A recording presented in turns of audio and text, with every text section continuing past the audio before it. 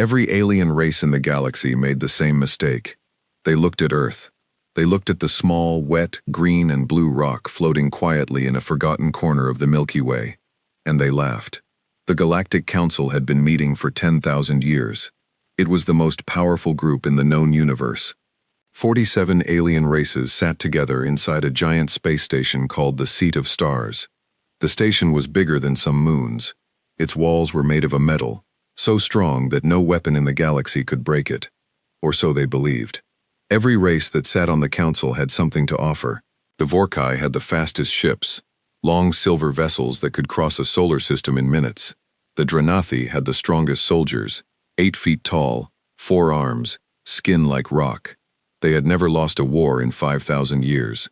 The Zellurians had the best weapons, energy cannons that could burn a planet's surface clean in 1 hour. And then there were dozens of others, each one powerful, each one proud, each one very sure of themselves. And then there was Earth. Earth had sent one ship, just one. It was not fast, it was not shiny, it did not look dangerous. It was a simple gray vessel, round and dull, like a stone someone had thrown into space. It had no visible weapons, no energy shields that the council scanners could detect, no army of soldiers waiting inside, just one ship, and inside that ship, just one man. His name was Admiral James Cord. He was not very tall, he was not very big. He had gray hair, calm brown eyes, and a small scar above his left eyebrow. He wore a plain dark uniform with no medals on it, no decorations, no gold, nothing that said, "I am important." He walked into the Seat of Stars alone. The alien ambassadors watched him walk across the great hall. Their eyes followed him, the way a crowd watches a small animal that has wandered into the wrong place. Some of them whispered to each other. Some of them smiled. One of them, a tall Vorkai commander named Zelos, let out a slow laugh, a deep sound that rumbled through the hall like distant thunder. Admiral Cord stopped in the center of the hall. He looked around at all 47 races. He did not look scared. He did not look nervous. He just looked patient, like a man who had been waiting a very long time for this exact moment. "Greetings," he said. His voice was calm and clear. "My name is Admiral James Cord. I represent Earth. I represent the human race."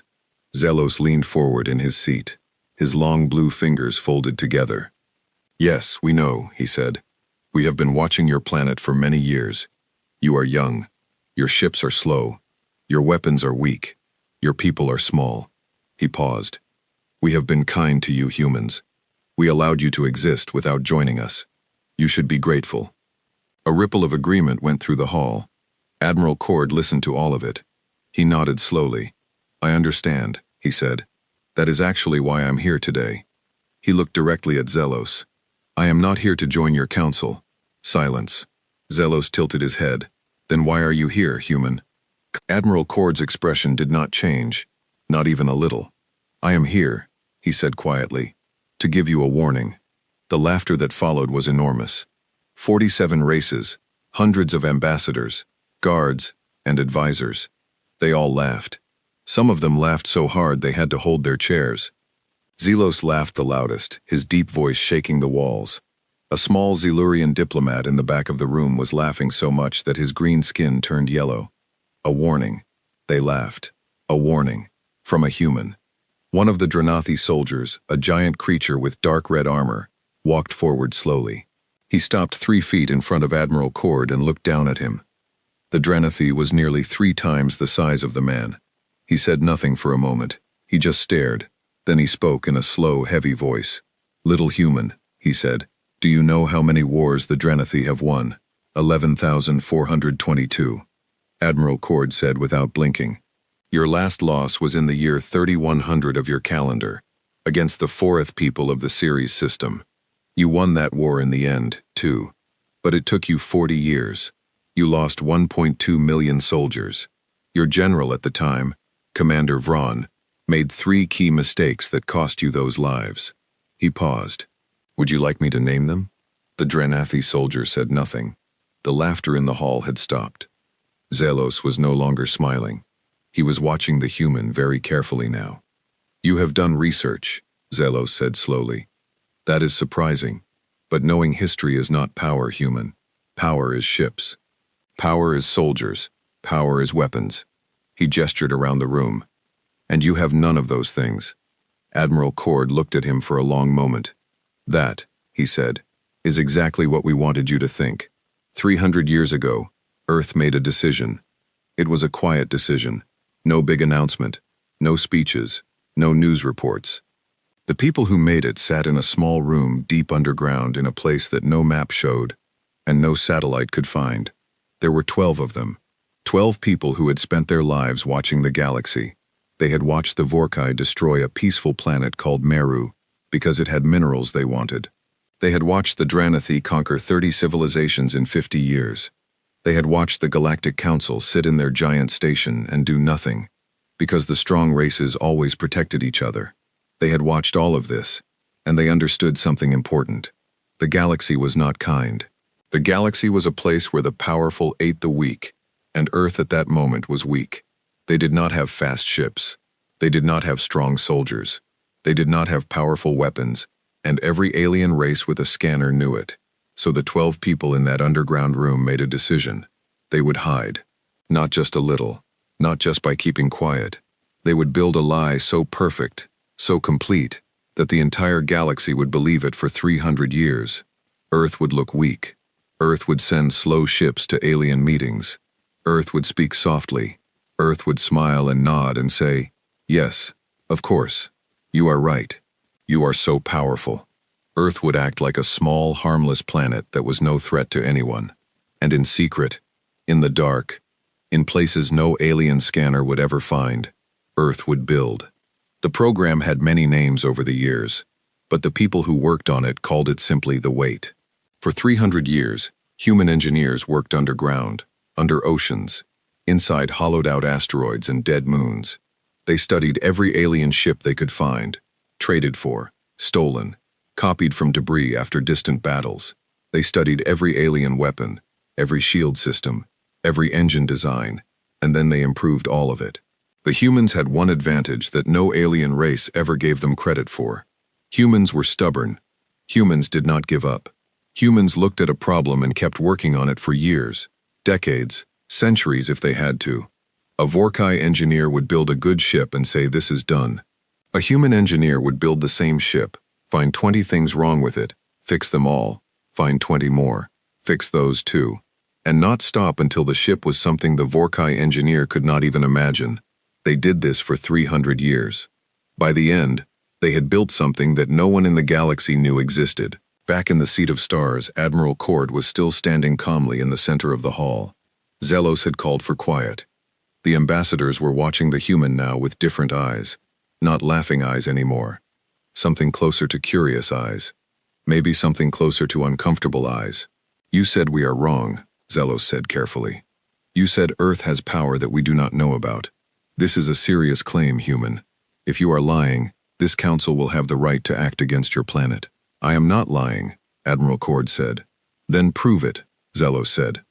"Show us something, anything." Admiral Cord was quiet for a moment. He reached into his jacket and took out a small device, no bigger than his hand. He placed it on the floor in front of him. Nothing happened for 3 seconds. Then the entire Seat of Stars shook. Not an explosion, not an attack, just a vibration deep and powerful, like a sound so low it could not be heard, only felt. Every ambassador grabbed their chair. Guards reached for their weapons. Someone shouted. Then it stopped. Silence. Zelos slowly looked down at his scanner screen. His long blue fingers were trembling very slightly. "That vibration," he said slowly. It came from inside your ship." "Yes," Admiral Cord said. "But your ship is the size of a transport vessel," Zelos said. That size would require an engine, 10 times larger than your entire ship." "Yes," Admiral Cord said again. Zelos stared at him. "That is not possible." Admiral Cord looked up at him with calm brown eyes. "That is what we needed you to believe," he said. For a moment, no one in the hall moved. Then Zelos straightened in his chair. He was a proud creature, thousands of years of history behind him. He did not become afraid easily. He pushed the feeling down. He looked at the human in front of him and decided that fear was not the right reaction. Anger was. "You come into this hall," Zealous said slowly, his voice dropping low and dangerous. "You say you have power. You make our station shake with a little device." He stood up, all 7 feet of him. "I do not know what trick that was, but I do not take warnings from humans." He looked to his left at the Vorkai military commander seated beside him. "Commander Drexa," he said, "target the human ship." "I want a warning shot fired, now." There was a pause, just 1 second. Then Commander Drexa nodded and pressed a button on the screen in front of her. Outside the station, a Vorkai cannon, one of the most powerful weapons in the galaxy, fired a single shot directly at the small gray human ship. Everyone in the hall watched the screen. The shot hit the ship. The ship did not move, not 1 centimeter. The shields did not even flicker on the scan.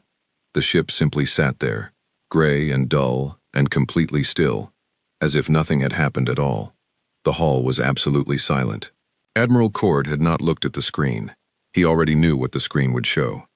He looked at Zealous instead, and for the first time his expression changed. He stopped smiling. His voice, when he spoke, was very quiet. So quiet that every ambassador had to lean forward to hear him. "That," Admiral Cord said, "was your only warning."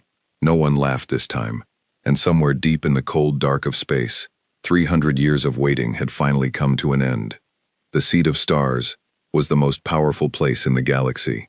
It had survived wars. It had survived rebellions. It had survived the great collapse of the Dranath Empire 4,000 years ago. Its walls had never shaken. Its ambassadors had never been afraid. Its council had never been silenced. Until today, nobody spoke for a long time after the shot. The Vorkai cannon had fired directly at the human ship. It was not a small weapon. It was not a warning flare. It was a full energy blast, the kind that could split a small moon in half. Every ambassador in the hall had seen that cannon used before. They knew what it did to things it hit. But the human ship just sat there, still, gray, quiet, like it had not noticed. Commander Drexa, the Vorkai military commander, was staring at her scanner screen with wide eyes. Her scanner was telling her something that made no sense. The human ship had not just survived the shot, it had absorbed it. The energy from the blast had gone into the ship's hull and simply disappeared. Like water poured into dry sand. She ran the scan again. Same result. She ran it a 3rd time. Same result. "Zealous," she said quietly, "I need you to look at this." But Zealous was already looking.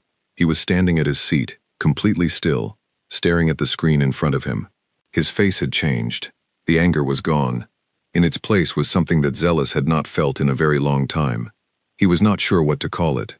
He decided to it caution. Admiral Cord was still standing in the center of the hall. He had not moved. He had not looked at the screen. He did not need to. He already knew what the cannon shot would do, or more correctly, what it would not do. He looked at Zealous calmly. "I will be leaving now," Admiral Cord said. "I suggest you use the time wisely." He picked up the small device from the floor, put it back in his jacket, turned around, and walked out of the hall. No one stopped him. On the journey back to his ship, Admiral Cord walked through 3 long corridors of the Seat of Stars. The corridors were full of guards, huge Dranathi soldiers in heavy red armor, Vorkai officers with energy weapons at their sides, Zalurian security drones floating silently overhead. Not one of them touched him. Not one of them said a word. They all watched him walk past with the same expression, the same uncertain, uncomfortable, very quiet expression. When Admiral Cord reached his ship and the door closed behind him, he sat down in his chair and let out a long, slow breath. He was not as calm as he had looked. His hands were shaking very slightly. He pressed them flat on the armrests until they stopped. 300 years of work, he thought. 300 years, and it all came down to one walk across one hall. He opened a communication channel. "This is Cord," he said. "First contact complete." They took the warning. They fired on us. The hull absorbed it as expected. No damage. A voice came back. A woman's voice, steady and professional. "Understood, Admiral. The Council will begin emergency meetings within the hour. Our analysts predict they will send scouts to Earth within 48 hours. Let them come," Admiral Cord said. "Show them what we want them to see, nothing more." "Understood, Admiral." "And sir, well done." Admiral Cord looked out the small window of his ship at the massive Seat of Stars station floating in the dark. "The hard part hasn't started yet. he said quietly. He closed the channel. He was right. 40 hours later, 3 Vorkai scout ships arrived at Earth. They were fast ships, small and silver, built for observation, not war. They carried the best scanner technology in the galaxy, equipment that could read the temperature of a single rock from 10,000 kilometers away. Equipment that could detect any energy source, any weapon system, any hidden structure larger than a small building. The Vorkai scouts circled Earth slowly. They scanned the surface. They scanned the oceans. They scanned the atmosphere. They looked for military bases. They looked for weapon systems. They looked for hidden ships. They looked for any sign of the power that Admiral Cord's vessel had shown. They found nothing. Just cities, roads, farms, forests, oceans.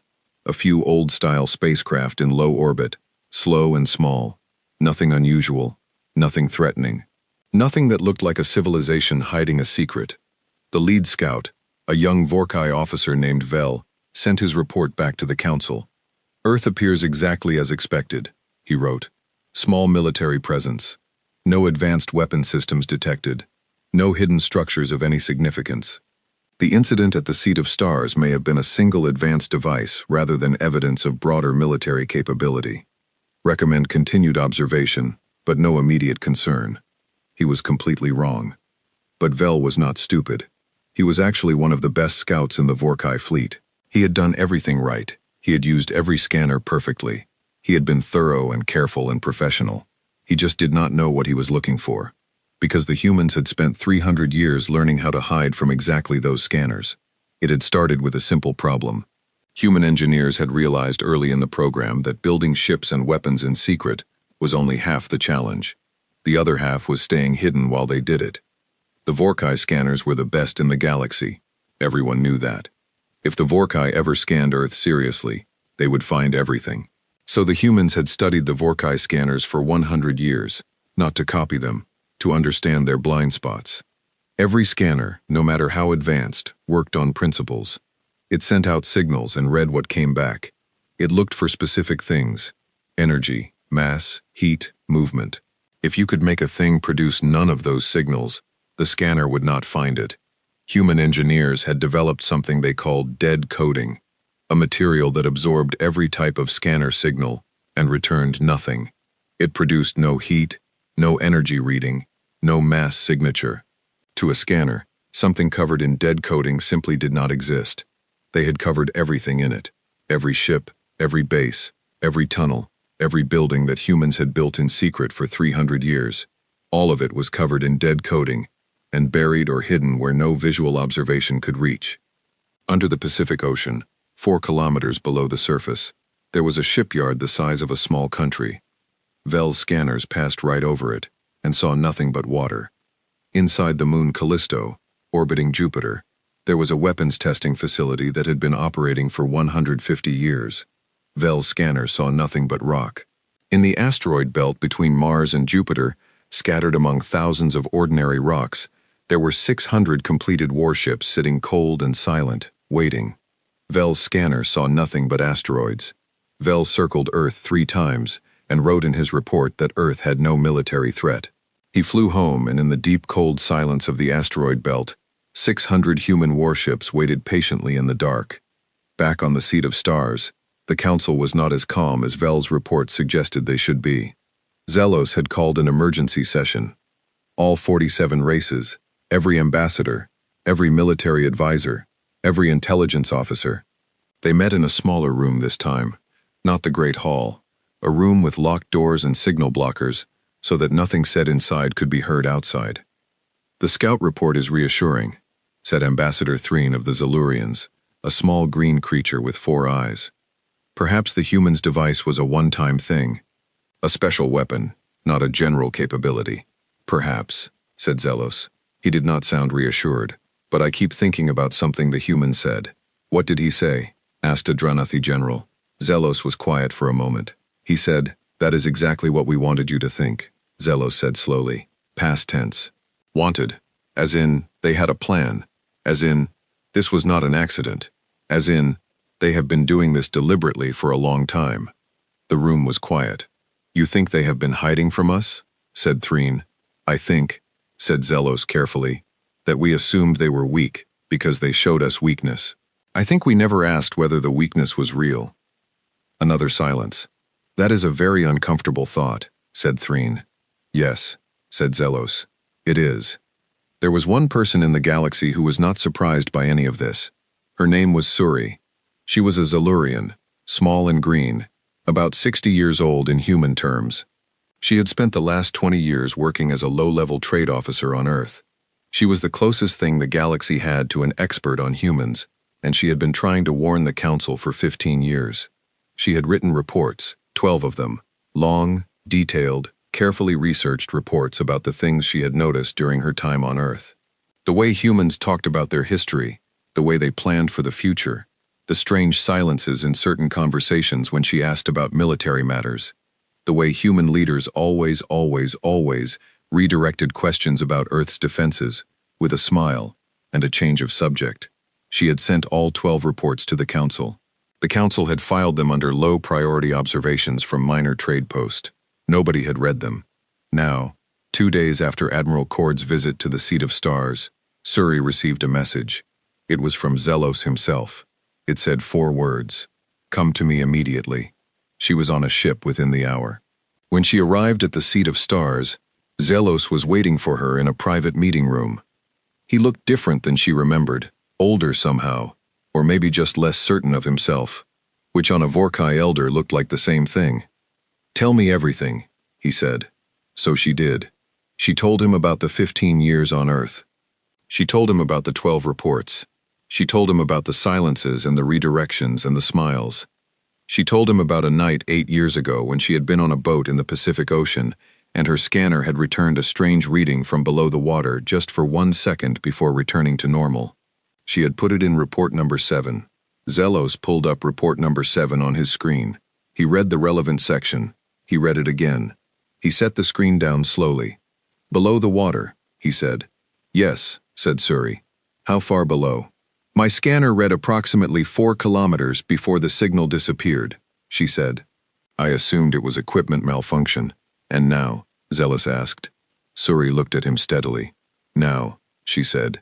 I do not think it was malfunction. Zelos stood up and walked to the window. He looked out at the stars for a long time without speaking. How long? He said finally. Do you think they have been building? Suri had thought about this question for a long time.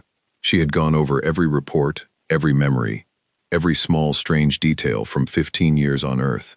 I think, she said quietly, they have been building since before my grandmother was born. Zelos closed his eyes. Outside the window, the stars were very still and very quiet. We made a mistake, he said. It was not a question. Yes, Suri said. A very large one. Can we fix it? Suri was quiet for a moment. I don't know, she said honestly, but I think the humans are going to give us the chance to find out. She paused. That worries me more than anything else. Zelos looked at her. Why? Because it means they already know we cannot stop them, she said, and they are choosing not to act yet. She looked out at the stars. Whatever they are waiting for, we need to figure out what it is before they stop waiting. 3 days later, the Galactic Council made its decision. They voted to send 3 full war fleets to Earth orbit, not to attack. They told each other it was not to attack. It was a show of force, a reminder to the humans that the Council was powerful, a way to say, we have seen your trick, we are not afraid, we are still in charge. 47 races voted. 46 voted yes. 1 voted no. Suri, she voted no, and she wrote a short message to go with her vote. It said simply, you are making the same mistake again. You are showing them what you have. You are giving them information they do not already know, and you are doing it because you are afraid. They will see that. Humans always see that. Nobody listened. The 3 war fleets assembled within 36 hours, 500 ships total, the best vessels from the Vorkai, Dranathi and Zellurian fleets, heavy warships, troop carriers, weapon platforms, everything the Council had. They jumped to Earth space together, and when they dropped out of faster-than-light travel, and their scanners came online, and they looked at Earth, Earth orbit was empty.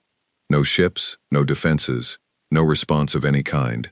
Just the planet sitting there, blue and green and quiet, like it did not know they were coming.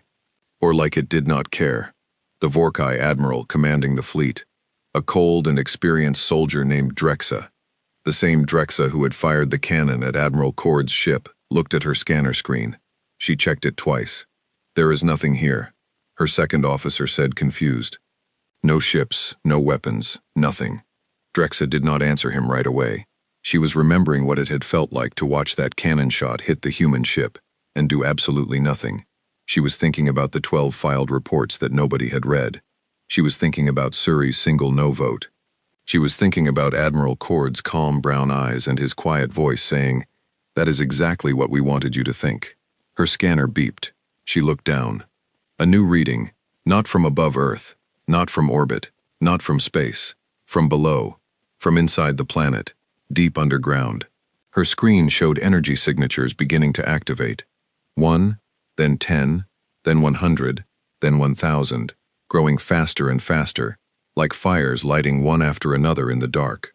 10,000 energy signatures all powering up at once. Drexa's hand moved very slowly toward the emergency alert button. "All ships," she said. And her voice, for the first time in her long military career, was not completely steady. "Prepare for contact. Deep inside the Earth, in caverns that no alien scanner had ever found, 10,000 engines began to wake up. 300 years of waiting was over. There is a moment in every war before the first real shot is fired. A moment of silence. Not a peaceful silence, not a calm silence. The kind of silence that has weight to it. The kind that presses down on your chest and makes it hard to breathe. The kind that every soldier in every army across all of history has felt, just before everything changes. Admiral Drexa felt that silence now. She stood on the bridge of her flagship, the Vorkai warship called the Iron Crown, the most powerful vessel in the Council's combined fleet. 500 ships behind her, the best weapons in the galaxy at her command. A military career spanning 200 years of victories, and she was afraid. She would never say it out loud. She would never show it on her face. But her hands were very still on the edge of her command console, very deliberately still, the way hands get when they are trying very hard not to shake. On her scanner screen, the 10,000 energy signatures were still growing, powering up one after another deep inside the Earth, in places her scanners had never detected before, in places her scanners still could not fully read. The dead coding was breaking down slowly, as the engines activated, leaking just enough signal for her to count them. 10,000. She counted again. Still, 10,000. "Admiral," her second officer said quietly beside her, a young Vorkai named Kyle. "What are your orders?" Drexel did not answer immediately. She was thinking about 500 ships. She was thinking about what 10,000 ships meant. She was thinking about the cannon shot that had done nothing to a single small gray human vessel 3 days ago. She opened a fleet-wide channel. "All ships," she said. "Battle formation. Full shields. All weapons to ready status." She paused. "Do not fire unless I give the order. Anyone who fires without my command will answer to me personally." She closed the channel. Kyle looked at her. "Are we going to fight, Admiral?" Drexel kept her eyes on the scanner. "I don't know yet," she said honestly. They did not have to wait long. 4 minutes after the energy signatures first appeared, the ground of Earth began to open. Not just in one place, in thousands of places, across every continent, every ocean floor, every hidden corner of the solar system. Great sections of rock and ocean bed and asteroid surface split apart silently. Massive doors, perfectly disguised for 3 centuries, swinging open for the first time.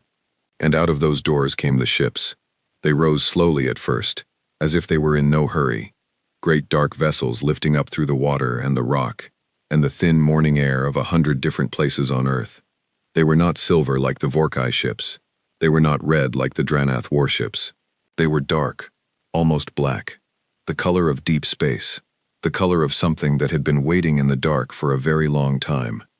Kale made a sound that was not quite a word. He was looking at his scanner screen with his mouth open. The number was still climbing. 100 ships, 500, 2,000, 5,000. The fleet emerging from Earth's hidden places just kept coming, steady and relentless, like water rising in a sealed room. By the time the last ship cleared the surface and took its position in space, the final count on Drexa's scanner read 10,412 vessels. 10,412. Against her 500. Drexa stared at the number for a long time. "Admiral," Kale said, his voice very small now. "They outnumber us 20 to 1. "I can count," Drexa said quietly. The human fleet did not attack. That was the first thing that surprised Drexa. With that kind of numbers, with that kind of advantage, any military commander in the galaxy would have attacked immediately, would have ended the threat before it could respond. That was basic strategy. That was what any Vorkai admiral would have done, what any Dranathi general would have done. The human fleet simply formed up, quietly, efficiently, with a precision that made Drexa's experienced eye recognize very good training. The dark ships arranged themselves into a formation she had never seen before. Not a standard battle line, not an encirclement, something else, something that looked almost like a wall, a vast curved wall of ships stretching across space between her fleet and deep space, between her fleet and any escape route. They were not attacking. They were making sure the Council fleet could not run. Drexa understood this, and the understanding sat in her stomach like a cold stone. Then a communication signal opened. A human voice came through, calm and clear. It was not Admiral Cord's voice. It was a woman's voice, lower and steadier. "Council fleet," the voice said. "This is General Yara of the Earth Defense Command. You are currently surrounded by the first human fleet. Your weapons will not penetrate our hulls. Your shields will not withstand our weapons. This is not a threat. It is information. We would prefer to resolve this without further demonstration. However, if you require a demonstration, we are prepared to provide one." Silence on the bridge of the Iron Crown. Kale looked at Drexa. Drexa looked at her scanner. She believed the voice. She believed it completely. She had seen what a single human ship had done to a Vorkai cannon blast. She did not need a demonstration of what 10,000 of them could do. She opened a channel back. "General Yara," she said carefully, "this is Admiral Drexa of the Vorkai fleet. I am requesting clarification on your intentions." A brief pause. "We intend to speak with your council," General Yara said, "all of them in person. We request that you relay this message immediately. Admiral Cord will arrive at the Seat of Stars in 6 hours. We expect the full council to be present." Another pause. "And Admiral Drexa," the voice added, quieter now, almost gentle, "please tell them to come. It will be better for everyone if they come willingly." The channel closed. Drexa sat very still for a moment. Then she reached for the council communication line. There was nothing else to do. On Earth, in a long underground corridor 4 kilometers below the Pacific Ocean, General Yara set down her communication device and looked at the man standing beside her. Admiral Cord looked back at her. "They will come," Yara said. It was not a question. "They will come," Cord agreed. They began walking down the corridor together. Their footsteps echoed off walls of dark stone. The walls were lined with lights, steady white lights that had been burning for decades, illuminating a place that no alien eye had ever seen. Around them, the shipyard was alive with activity for the first time. Engineers moving quickly, ships completing final system checks, pilots running to their vessels, a hum of engines and voices, and machinery that had been silent for so long that some of the older engineers had tears in their eyes simply from hearing it. One of those engineers, an old woman named Dr. Reyes, stopped as Cord and Yara walked past her. She had been working in the shipyard for 51 years. She had given her entire life to the program they called The Wait.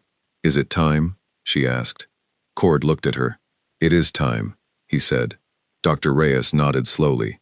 She looked around at the enormous underground cavern, at the ships and the lights, and the hundreds of people who had dedicated their lives to this moment. She pressed her hand flat against the wall of the cavern for just a second, like saying goodbye to an old friend. Then she went back to work. The council was assembled at the Seat of Stars when Admiral Cord arrived. All 47 races, every ambassador, every military commander, every intelligence officer. The great hall was full, more full than Cord had ever seen it. People standing along the walls because there were not enough seats. All of them watching as he walked in. This time nobody laughed. This time the silence was a different kind of silence entirely. Cord walked to the center of the hall, the same spot he had stood 3 days ago. He looked around at the faces watching him. Afraid faces, angry faces, confused faces. He saw Zelos sitting very straight in his chair, his expression unreadable. He saw Theron, the small green Zalorian, gripping the edge of her seat with all four hands. He saw Suri standing along the wall since there were no more seats, watching him with calm, steady eyes. He nodded to Suri slightly. She nodded back. 3 days ago, Cord said, his voice carrying easily through the silent hall. I came here to give you a warning. You did not take it. You fired on my ship. You sent a scout fleet to Earth. You then sent 500 warships to our orbit. He paused. I am not angry about any of this. It is what we expected. It is what any military power would do. And honestly, he said, it is what we needed you to do. Zelos frowned slightly. What do you mean? We needed you to send your fleet, Cord said. We needed you to see ours. We could have told you how many ships we had, how powerful they were, but you would not have believed us. You needed to see it for yourselves. The hall was very quiet. How long? Zelos said slowly. How long have you been building? The program began 312 years ago, Cord said. The first ship was completed 270 years ago. The last ship was completed 11 months ago. 270 years, Zelos repeated very quietly. You have had ships for 270 years and you never used them? No, Cord said. Why? Said Zelos. And for the first time his voice had something in it that was not anger or pride or caution. It was something that sounded almost like genuine confusion, like a question he truly did not know the answer to. With that fleet, you could have taken this council 200 years ago. You could have taken the galaxy. Why did you wait? Cord looked at him for a long moment. Because we did not want to take anything, he said. We wanted to be safe. There is a difference. He told them everything then. He told them about the 12 people in the underground room 300 years ago. He told them about the weight. He told them about the dead coding and the hidden shipyards and the 600 ships in the asteroid belt and the 4-kilometer deep facility under the Pacific Ocean. He told them about the engineers who had spent their entire lives underground, who had never seen the work they were doing recognized or celebrated, who had built the most powerful fleet in galactic history in complete silence and complete secret. He told them about Dr. Reyes pressing her hand against the cavern wall that morning. The hall listened. Nobody interrupted. Nobody laughed. When he finished, there was a long silence. Then the Dranathi general, the same large red-armored soldier who had stood in front of Cord 3 days ago and asked how many wars the Dranathi had won, spoke. You said your fleet is not an attack, the general said. You said you did not want to take anything. Then what do you want, human? Why show us all of this? Why now? Cord had been waiting for this question. 40 years ago, he said, a planet called Meru was destroyed. The Vorkai destroyed it for its minerals. There were 900 million people on Meru. 900 million people who had done nothing wrong, who had hurt no one, who had asked for help and received none, because no one was powerful enough to say no to the Vorkai. He looked at Zelos. Zelos did not look away. 20 years ago, Cord continued, the Dranathi conquered the 4th people of the Sirius system, a peaceful civilization. They were not a threat to anyone. They are gone now. Their language, their history, their people, gone. He looked at the Dranathi general. The general said nothing. This council, Cord said, his voice still quiet and still calm, has allowed the strong to destroy the weak for 10,000 years. Not because you are cruel. Most of you are not cruel. But because no one was powerful enough to say stop. He paused. We are powerful enough now. The hall absorbed this. And if we refuse, Zelos said, if we tell you that this is how the galaxy works, that this is how it has always worked, Cord looked at him steadily. Then we will demonstrate what our fleet can do, he said. One demonstration, one ship on each side. We will show you the difference, and then you will make your choice. Zelos was quiet for a very long time. Around him, 46 other ambassadors waited. Outside the Seat of Stars, in the cold dark of space, 10,000 human ships waited too. Finally, Zelos spoke. Show us, he said. They cleared a zone of empty space, 2 million kilometers from the station. One Vorkai warship on one side, the largest in Drex's fleet, fully armed, shields at maximum. One human ship on the other side, a mid-sized vessel, not even one of the largest in the human fleet. They were given the signal. The Vorkai ship fired first. The human ship moved. just slightly. A small adjustment, so small it almost looked lazy. The Vorkai energy blast passed through empty space where the ship had been 1 second before. Then the human ship fired back. It fired one shot, just one. The Vorkai ship shields lit up bright white, held for exactly 1 second, and then collapsed entirely. Every system on the ship went dark. Life support, weapons, engines, everything. The ship drifted, dead in space.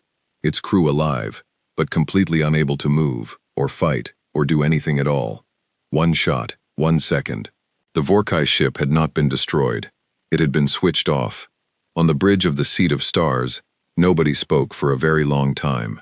Then Xylus turned to look at Cord, who was watching the screen beside him. "Your general," Xylus said carefully. "She said it was better for everyone if we came willingly." "Yes," Cord said. "She was right," Xylus said quietly. In the empty zone of space, the dark Vorkai ship drifted silently, and across the galaxy, in 47 different worlds, the word was already spreading. The humans had woken up, and nothing in the galaxy would ever be the same again. For 10,000 years, the Galactic Council had made every decision, every law, every war, every peace treaty, every planet that lived, and every planet that died.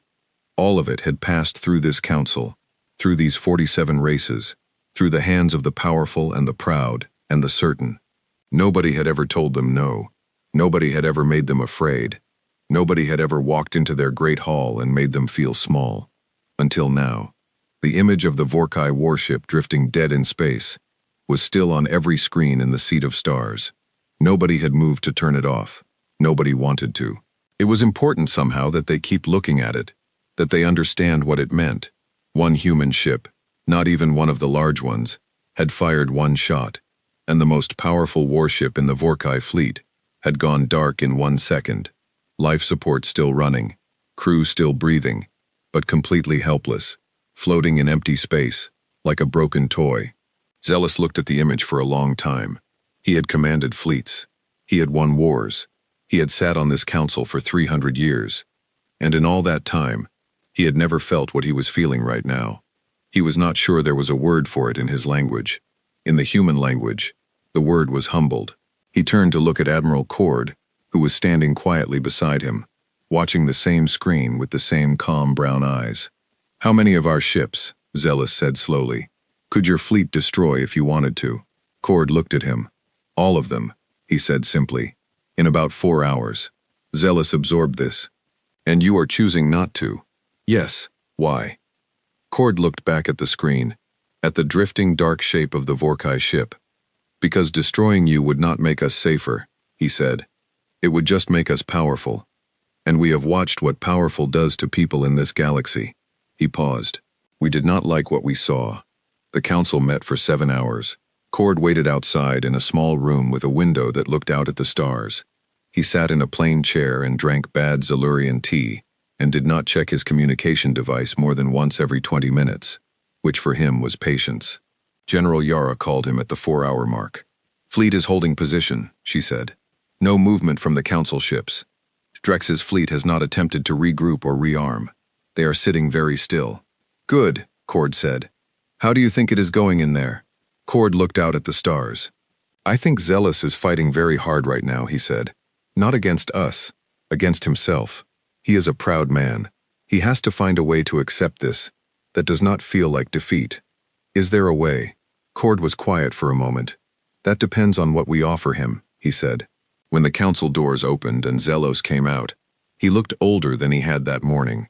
Not physically older, something in the way he carried himself, something in his eyes, like a man who had sat down a very heavy thing that he had been carrying for a very long time, without realizing how heavy it was.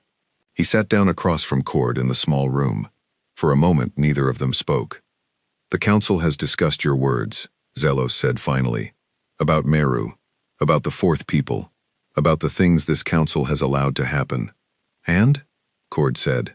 Zelos folded his long blue hands together on the table. "There was disagreement," he said. "Some of the ambassadors believe you have no right to come here with your fleet and tell us how to govern the galaxy. Some of them are angry. Some of them are frightened. Some of them are both." "That is understandable," Cord said. But Zelos continued. There is one thing that every single member of this council agrees on. He looked at Cord directly. You could have done this 200 years ago. You had the fleet. You had the power. You could have come here and taken everything. And you did not. Cord said nothing. Why did you wait until now? Zelos asked. What changed 11 months ago when you completed your last ship? What made you decide that now was the time? Cord was quiet for a moment. He looked down at the cup of bad Zalorian tea in his hands. A planet called Veth, he said. Zelos went very still. Veth was a small planet on the outer edge of the galaxy, quiet and peaceful, with a population of about 200 million people, most of them farmers, most of them living simple lives that had nothing to do with galactic politics or council decisions. 3 years ago, a Dranathi mining company had found rare minerals in the planet's crust. 8 months ago, the Dranathi military had arrived. 6 months ago, Veth had gone silent. We monitored Veth, Cord said quietly. We watched what happened. We had been watching for 300 years. We had seen Meru. We had seen the Forath. We had told ourselves that we needed more time, more ships, more preparation. He stopped. When Veth went silent, our council met. They voted. For the first time in 300 years, they voted that we had waited long enough.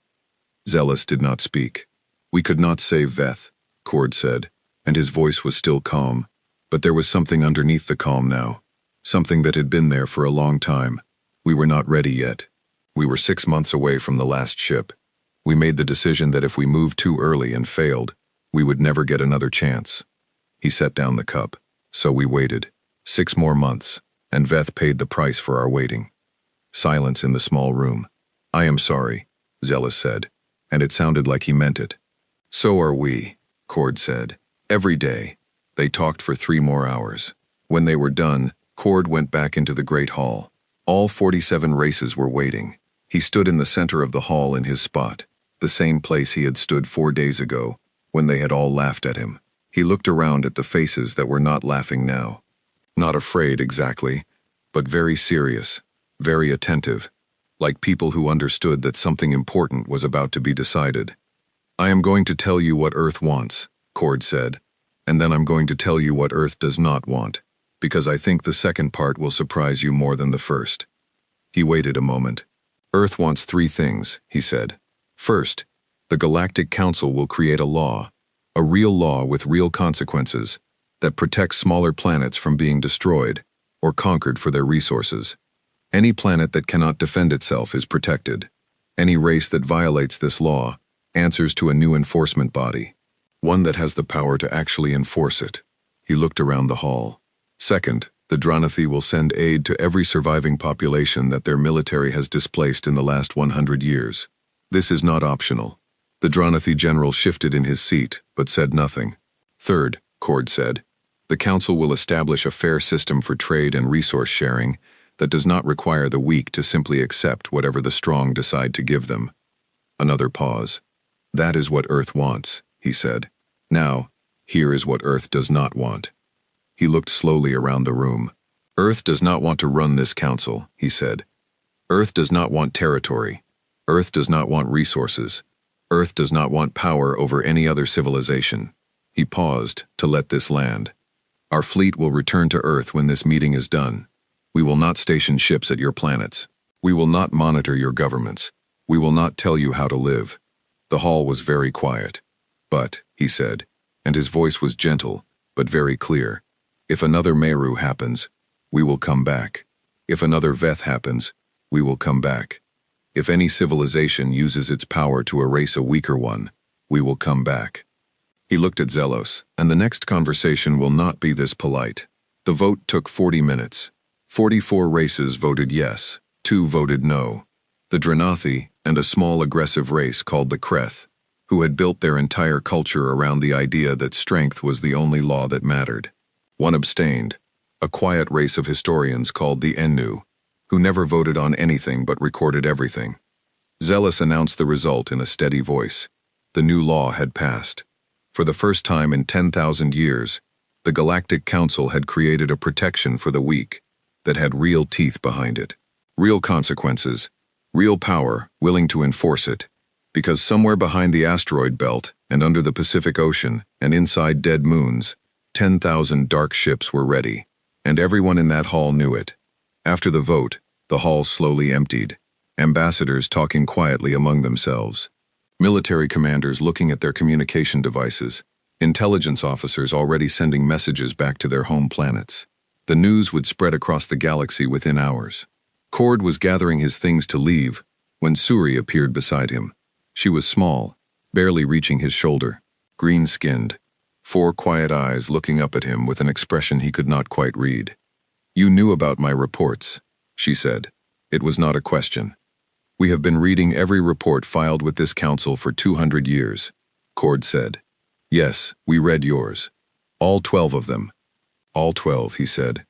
Report number 7 was particularly useful. The scanner reading under the Pacific. That told us the Vorkai equipment could detect our energy signatures when the dead coding degraded. We upgraded the coding 3 years ago because of your report." Suri absorbed this. "I spent 15 years trying to warn them," she said. "Nobody listened." "I know," Cord said. "That is one of the reasons we decided to trust you with something." She looked at him carefully. "The new enforcement body," Cord said.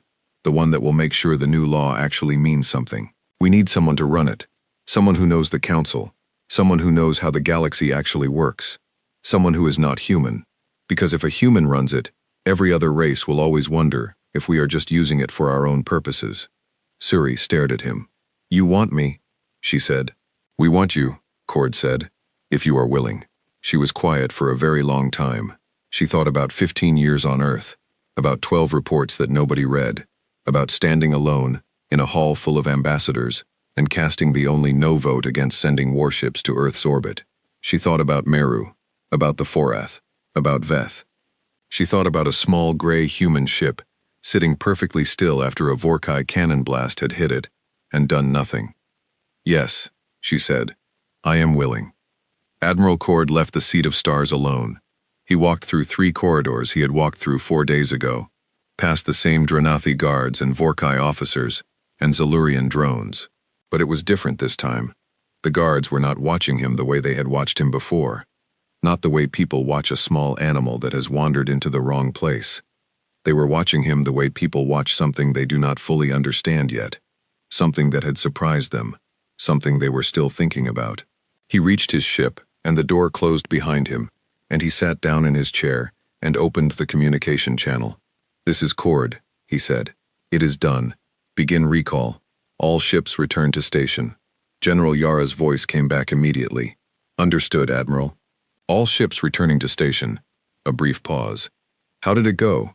Cord leaned back in his chair and looked out the small window at the Seat of Stars station floating in the dark, at the stars beyond it, at the vast quiet of space that contained more life than most people could imagine. "Better than Meru?" he said quietly. "Not as well as Veth deserved." Yara was quiet for a moment. "We will do better next time," she said. "Yes," Cord said. "We will." He closed the channel. Outside his window, the dark ships of the human fleet were already moving, smooth and silent. 10,000 vessels turning in perfect formation and beginning the long journey home, back through the asteroid belt, back past Jupiter and its moons, back to the hidden places under the rock in the ocean that had kept them safe for 300 years. They did not need to hide anymore, but they would go back anyway, because that was where they belonged, because a weapon that was always visible was just a threat, and Earth had not built this fleet to threaten anyone. They had built it so that one day they would never have to use it. 3 weeks later, on a small farm on a planet in the outer edge of the galaxy, a young girl looked up at the sky. She did not know about the Galactic Council. She did not know about the vote. She did not know what had happened at the Seat of Stars. She was 7 years old, and her biggest concern that morning was whether the rain would come before she finished her work. But her grandmother, sitting on the porch of their small house, called her over. The old woman had a communication device in her hand. She had been reading something on it for the last hour, something that had made her very still and very quiet. The girl ran over and looked at the screen. She could not read the words. She was only 7, but she could see the symbol at the top of the document, a blue and green circle, small and round, like a stone someone had thrown into space. "Grandmother," the girl said, What does it say? The old woman looked at the screen for a moment longer. Then she looked at her granddaughter. It says, the old woman said slowly, that someone decided to protect us. The girl looked at the blue and green circle. Who? She asked. The old woman smiled. People very far away, she said, who were afraid once too. In the cold dark under the Pacific Ocean, the great doors closed again. The ships settled back into their places, quiet and still. The lights in the long corridors burned on, and the earth turned slowly in the sunlight, small and wet, and green and blue. Just a rock, just a harmless little rock that the galaxy had once laughed at and would never laugh at again.